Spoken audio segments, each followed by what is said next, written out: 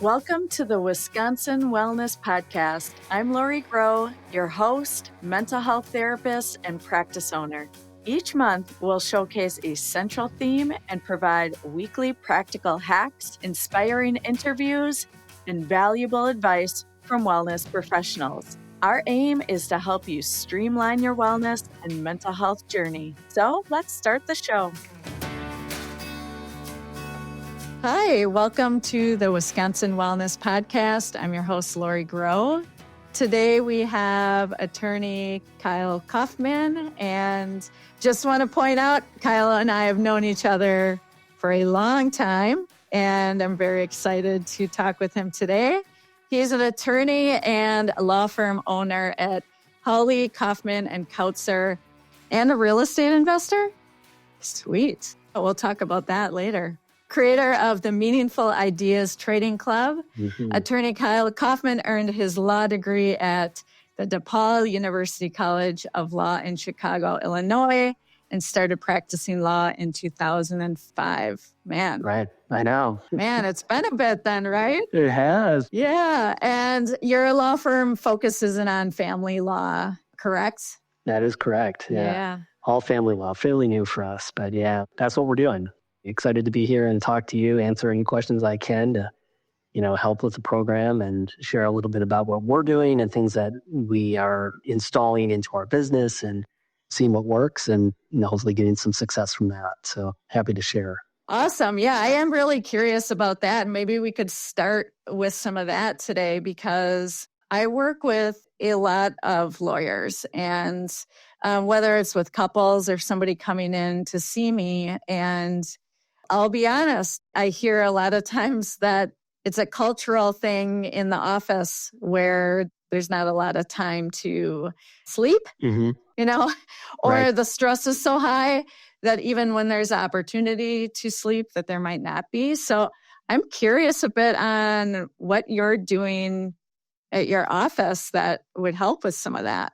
I'll zoom out here a little bit on it. I mean, I think you've kind of hit it on the head, right? And this I guess it could be unique to lawyers. It could be in all different industries, but energy is kind of where I'll start with this, right? So people have all sorts of different energies and, how much energy you can put into something. And, what I discovered, I guess over time, I've been practicing now for 18 years. I would say 5 years clerking. So I think 23 years really in this industry, right? Is that it is, especially if you're good at it, right? You start taking on more and more. And as you're taking on other people's, I guess, problems, if I call it that, right? We're in service. Hey, we're here to help. Come see us. Come talk to us. We'll help you get through this.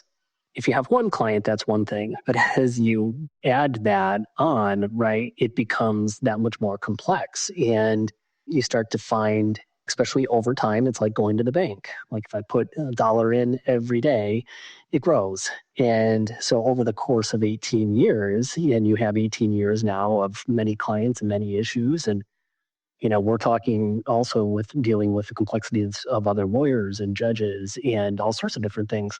That can be a lot. Yeah. And they warn us as lawyers when we go into this, right? High burnout rates, possibilities for addictions, mental health issues, all sorts of stuff. Yeah. And when you're young and have a lot of energy, it's not going to happen to me. I love this and just grind. And I guess what I discovered is that I felt as if there wasn't really a plan in place for myself to help with that, right? Yeah. And I discovered if there's no plan, nobody has thought about it for me. Who's thinking about the other attorneys that are here? Who's thinking about the paralegals and the legal assistants and the support team? Yes. And I guess what I hit on is that as a business owner, it's important and a responsibility of mine that I have to care about that. I have to plan for these moments. I have to plan for people. So that is kind of the crux of it and the start of it, and trying to take the law firm, which was highly dependent on doing the work, the technical work, day in, day out, that labor, and kind of zooming out for a minute and saying, okay, are we making sure that our team is happy and healthy? And how do we take that measurement, and what do we do to help people get through this process, support them? And again, I started this conversation with energy, right? So some people might be able to just go for their entire career doing that. What we want to do at our law firm is kind of build opportunities for people if you want to just be a lawyer here and you want a lawyer, we want to surround you with a team that supports that. Okay. And Yeah. let you really do that. If you want to be a lawyer for a period of time, there's going to be a track for that. Okay. So like an athlete that can perform for 10 or 15 years, at some point their body wears down and they kind of exit out of the sport and they get into maybe a different role, which might still be in that sport, just in an office position or a sales position or something related to it. So from a zoomed out perspective, that is what we are working on here, is kind of going from this model of what got us here, which was a lot of hard work and effort and drive, which is great. But we want the future generations of our law firm to not just have that as part of their flywheel, but they have other opportunities where we're making sure they're happy and healthy. So, oh my God, Kyle, I have to pause you on that because I think it is incredible. I think that's incredible because I can't even begin to tell you how often I'm talking with individuals that are in that burnt out state, and they might be a leader or partner or an owner, whatever, in their law practice. And what happens is that idea of, I don't want to step back at all or even pause or take a break because then I'm not in the trenches with the other lawyers. And then they're like, who's this leader that's lazy? You know, there's like some very intense responses to that. Look, I'm experiencing that now. There is both for the lawyer and for everyone around you, there's an identity crisis. Like for the lawyer, it's like, okay, wait a second. This is who I am, right? This is what I've done. And now what do I do? Am I really a lawyer anymore? You know, will people respect me? Do I have value here? You go through all those questions. And I think for the team, same thing. What's he doing now? If he's not in service providing that, what is he doing?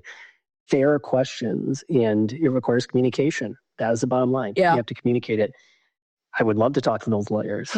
Because, and I can, it's a very relatable topic. We, in March, made a decision that I would, for various reasons, because we wanted to make sure that we were running a business that was happy and healthy for everyone, that I would get out of the service of delivering service and doing the client work and move into this role that we call the visionary role. Okay.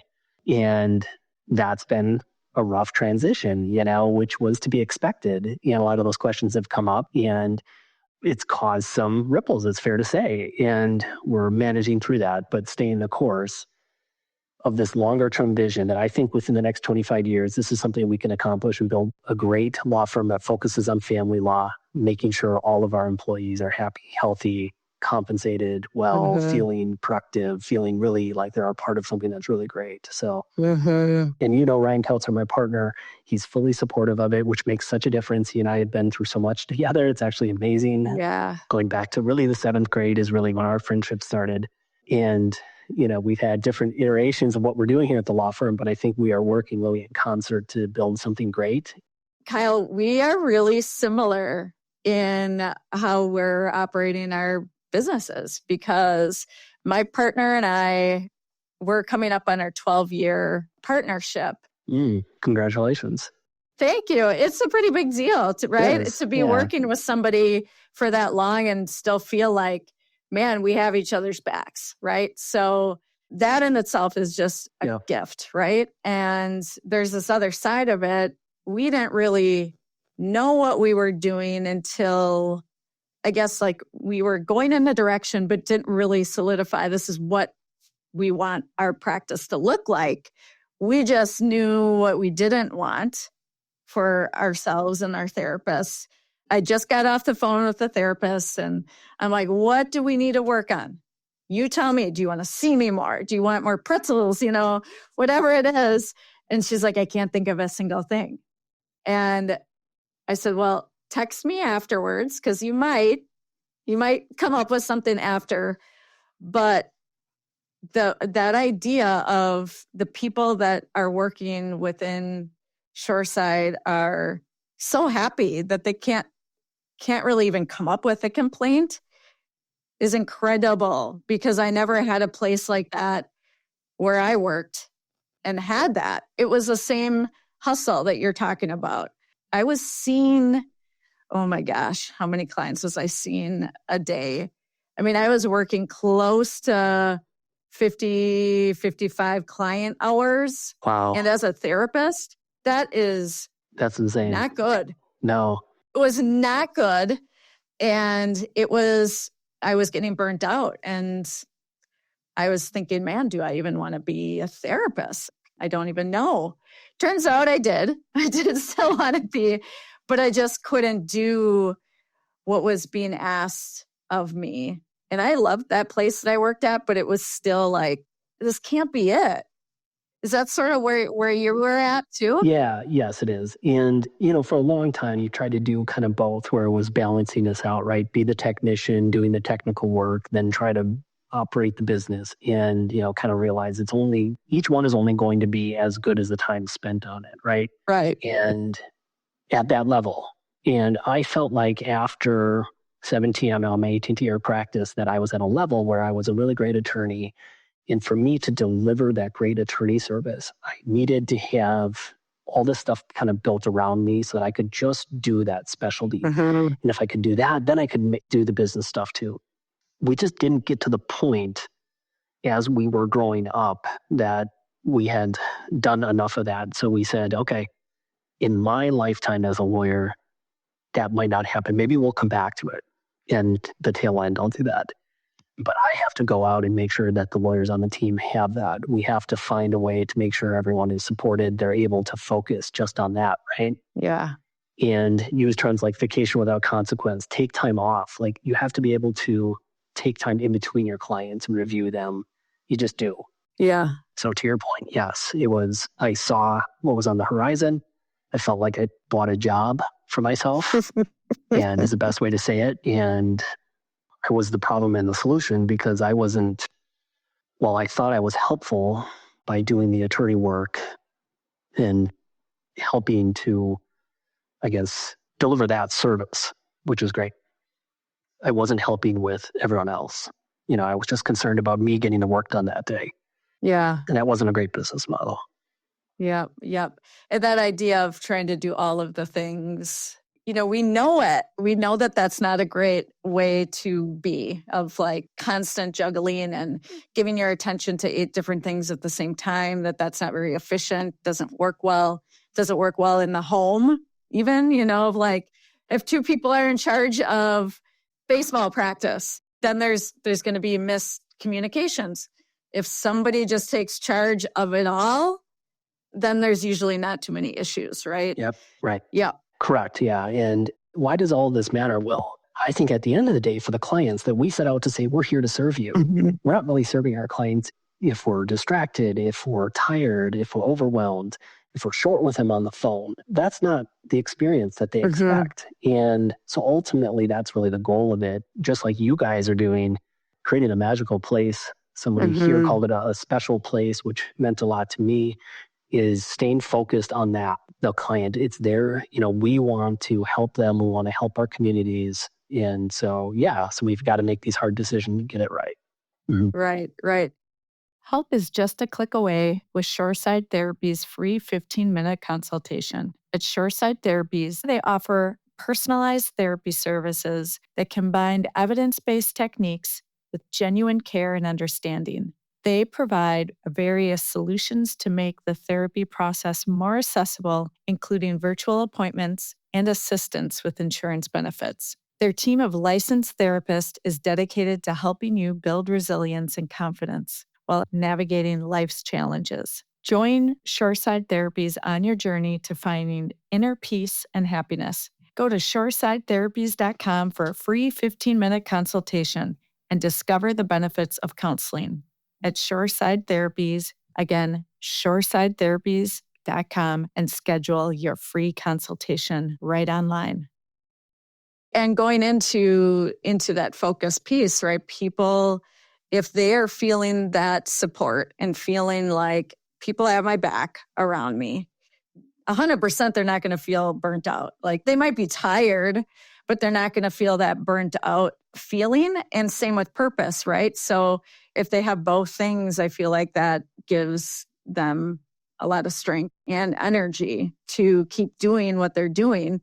And then it just can get better and better and better. I know how it was when I started here and I was learning the wrong things, wrong communication. I was picking up the phone and saying to clients, let's put it on myself. And I was saying things like, hey, I've got a million other things. I can't really help you right now. Like, I'll call you when I can.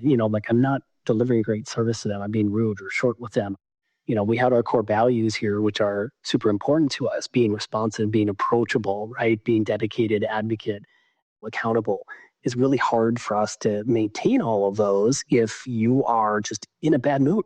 If you're just in a bad mood because you're overwhelmed, because you didn't get a break, so you have to, in my opinion, we have to, whether Pat Mahomes is a paralegal here, an attorney, or our intake person, we have to surround them, making sure that they love their job, that they can do the special things that Pat Mahomes does here at our law firm, right? That is really cool. That is really cool. And you're right. Like, if somebody's in that space of survival, you aren't able to actually give. And I work with couples a lot. And that's one thing that I notice within couples too, is if two people in the relationship are super burnt out with a whole bunch of other things, they're not necessarily putting in that effort to give appreciation or help each other in any way. It starts to be that scarcity mindset within a relationship that can happen at work, right? Like when I talk with individuals about their work life, this person's, sneaking and telling lies, and there's all of this stuff that can happen from it. And it's all usually based on like a fear or not being taken care of. Yes. In their place of work. I'd love to talk about that, because the thing that we are working on here, it's a world we used to live in that we're getting out of. Okay. It's that undermining, it's the alliances, it's the say you're a team, you're not really acting like a team, right? And so there's an author named Kat Lencioni. I recommend it to anyone who is running a business, even working within a business. Okay. And the book's called The 5 Dysfunctions of a Team. So you hear the kind of the story of this team, and it's like, well, yeah, that makes sense, obviously, so on and so forth. But then the tie-in, the summarization at the end, which was about 30 minutes, helped to really bring it all in for me. And there's this, essentially the main components of it are that teams that are dysfunctional have a lack of trust, they avoid conflict, they don't make commitments, they don't hold anyone accountable, and as a result, they don't get results, okay? So there's this pyramid, and what's important about it is that the first tier is this absence of trust, and what that comes down to is the fear of being vulnerable with team members prevents the building of trust within the team, okay? So that very first thing is creating a culture that's open and honest. And that is daily work. That is a grind, right? Mm-hmm. That requires commitment. Number 2 on fear of conflict is the desire to preserve artificial harmony stifles the occurrence of productive ideological conflict. And we'd see a lot of that, right? Like, sure. And that happens within homes too, right? Yeah. People avoid the conflict to say, I'll just get through it. Mm-hmm. That's artificial harmony. Right. And this book talks about conflict in the way of like, when we go to see a movie or a television show, usually it involves conflict. And it starts maybe in a good place, something happens, it's compelling to us, we see how they fix it or resolve it, and everyone's happy at the end, right? And we're attracted to that. However, in the workplace, we seem to avoid it. And this book kind of talks about like, kind of welcome that. Like, you have to get everyone to the table. Let's get it out there. Let's share it. Let's figure out what the problems are. Let everyone have their say in it. And then 3, the commitment. So the lack of clarity or buy-in prevents team members from making decisions they will stick to. And that commitment kind of comes after everyone's shared. This is what I don't like. This is what we should start, stop, continue, right? Just saying it's okay to discuss that. No one's feelings are going to get hurt here. Right. Like this is what we're, you have to stay on that. And then committing to something, and okay, how about this? Will this work? Can we all agree to that? Yes, we do, right? Now you have buy-in. Yeah. So you get that buy-in. And then you're moving in a direction, right? And then the accountability. So in dysfunctional teams, there is the need to avoid interpersonal discomfort, prevents team members from holding one another accountable for their behaviors and performance. So what we want to do is say, we committed to it, we're going to track it, we're going to review it, it's coming, everyone's on board with that. And then fifth is the results. It's the inattention to results. The pursuit of individual goals and personal status erodes the focus on collective success, right? Oh, yeah. So it's buy-in. It's open and honest, buying in, committing to something, holding each other accountable, and getting the team result. And I would say that is probably a huge initiative that we started this year that we're trying to do more and more of. And I have a real world example. Can I just share that with you? I would love to. I was just going to ask, how does this play out? Yeah, well, I can tell you how it's played out. I mean, first I'll use outside of our office this a couple months ago. So Boeing, that makes the airplanes, right? They have I think a couple actually whistleblower claims that are going. And one of them, so it was like, Good Morning America, I happened to catch the piece. And this whistleblower comes forward. And in a whistleblower claim, as some of you might know, is when somebody within a company basically says, I'm taking this public. The public has to know there's big problems here that could affect lives. And they kind of get this protection, right? Because they ask essentially the government and the public to step in and help. And I'm sitting here watching, I'm thinking, how does somebody like Boeing, this big company, right? Like, how do they have somebody that rises to that level? Like, what happened within their group? And the way that I understood the story was that this guy, this whistleblower, a man or a woman, was an engineer and felt like what the upper executives at Boeing were saying about the safety of their planes was not true. And the engineer didn't feel bought in and felt like he couldn't stand behind the product and felt like the public needed to know this. Okay. And, what I hit on, I was just like, man, there was not an open and honest culture. Like, there was not buy-in. This engineer didn't get to sit at a table with people and say, wait a second, these improvements that you say you made that, were approved by the federal government, we don't stand behind them. It got so bad that within their own team, they couldn't solve it. So this person had to go out of the organization to change it. And the person's quote was, I'm bringing this to everyone's attention, not because I want Boeing to fail, but because I want Boeing to succeed. And I was like, that is amazing to me. Wow.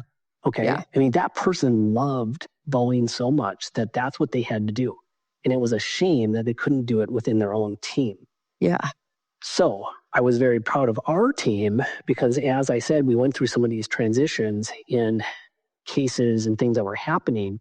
We had some people within our team kind of saying like, hey, I don't like this. I'm not happy with this, or this happened. I don't think we should be doing this. I call that innovation. That's exactly what we want. We want high performers that ask the questions and that we create a culture that says, it's okay for you to come here to the leaders and to discuss this. And we're going to be open-minded to that. And we're all going to try to resolve it within, commit to a new plan, hold each other accountable, and get those results. So I will say within our team, we've had a lot more of that.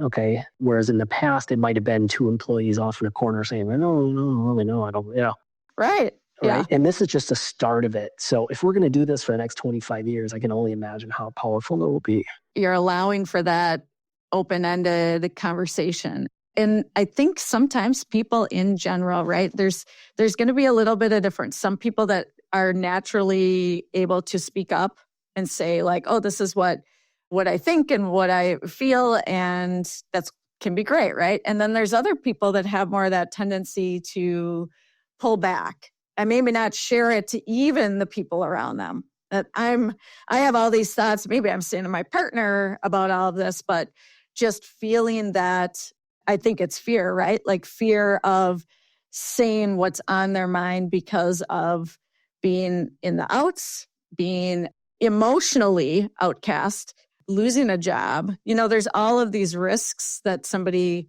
either really has that are real or it feels that way. And so I love that that's what you're doing of saying like, no, this is how new ideas and innovation occur is by having these conversations. Definitely. You don't have to have that conversation with your partner and come up with this great solution to something or sharing what a problem is when it could be something that could be utilized throughout.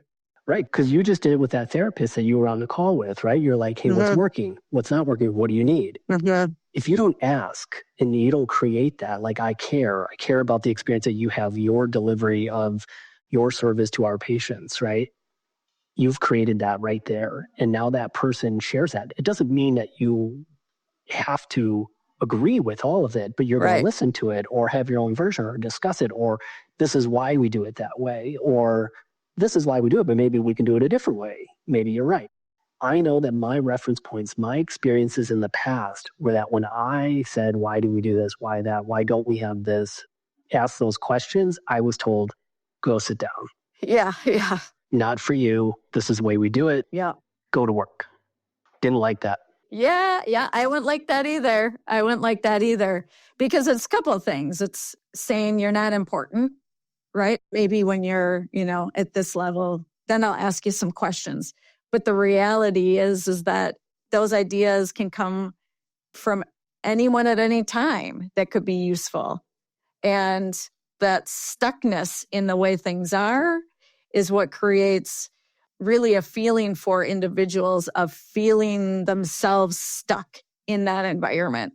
And if there's no opportunity for any changes, nothing moves at all. Mm-hmm. I mean, one of my weaknesses, if I were to say that as a leader here, is that I communicate in my head quite a bit and I don't communicate enough. And I think people understand what I'm saying and doing, and it just hasn't been announced enough, right? And maybe everything is good enough. He needs to be changed. But just like with your own kids, you got to check in, you have to care for them. Mm-hmm. So I think that to me, we're really focused on having that open, honest conversations. I'm a very defensive person, so I know that. And I know I tend to think if there's a problem, it's a reflection of something I did or said, or it's me. Yeah. And that you have to let go of. Uh-huh. You're so right, Kyle. I am the same in that regard. You can ask Jamie. You can ask my husband. That's my knee jerk. That's my, okay, I'm not taking that in, right? But just how you physically kind of went like, okay, I'm going to put that down. That can be that easy of just almost visualizing that coming down because, and I'm sure you notice that when that response back is open and saying almost internally, hey, this isn't probably about me or not my fault. It's that we are going to look at this problem as a we issue and figure it out that way. Everything just becomes easier. It does, but it takes practice. It takes practice to do it. Yep. Because I do want it to be like that wonderful environment, So, those kinds of things, you don't want to necessarily hear them, but if you are reframing what that information is, like you said earlier, if you're reframing it to this is a work in progress and we're going to get better and better and better at this. And, in 5 years, what are we going to look like? It's going to be incredible. It's going to be practiced. It's going to be within the culture completely where nobody's even thinking about it anymore. Right. And then the next people, right, that are coming up will just think this is normal and good and people are respected and people are treated nicely and they do wonderful work. They're winning championships, right? I mean, feeling that winning culture. I mean, I just think the first half of my career in law has been in service. The second half of my career will be about making sure that others are in service, right? And being known in that second half, for the people that know me in that second half, as the first half will know me as a great lawyer. Second half will know me as a person who created and supported a culture that allowed everyone else to be great. Mm-hmm. That's important to me. And I just think, again, I love sports as an analogy because I just think like Kansas City is much cooler now than it was before the Chiefs started winning. Right. I mean, Travis Kelce's a household name. Taylor Swift, who was already like a household name, like it made her even more popular, sold more records for her. Right. It has this effect when you have a great business. And it doesn't just, it means something to the people you're serving, whether it's the people in the stands or it's clients that are going through issues in their personal lives. It helps your employees. It helps your community. And it can be so much bigger than just you if you allow it to be. But you have to allow it to be. It is very difficult and sometimes hard to give up these roles too. Right. 100%. But you're right, because you don't even know all of those positive effects that just kind of keep trickling out or other law offices too that are like, okay, I do want this for me. I want this for my people. And how do we do that? And they are important in their work and they are valuable, and making sure like that they're healthy and happy and doing well. It is an all around win, right? And if you're in a space where you're not sleeping day after day after day after day because you have to be doing whatever it is, right? It starts to mess with your mind in a pretty significant way.